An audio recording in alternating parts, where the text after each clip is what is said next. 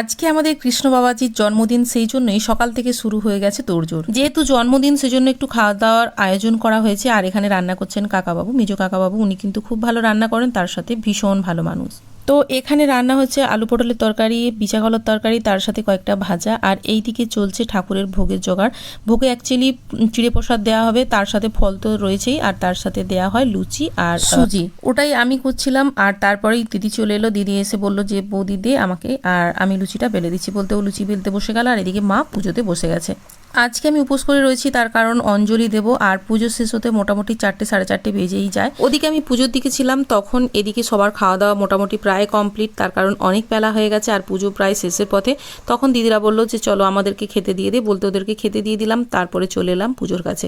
আমি তো পুজো না শেষ হলে খেতে পারবো না, সেই জন্য এখানে বসেই রইলাম। আর আজকের দিনটা ভীষণ মজা করে কেটেছে। তোমাদের ব্লগটা কেমন লেগেছে অবশ্যই জানিও। ভালো লাগলে লাইক, কমেন্ট, শেয়ার, সাবস্ক্রাইব।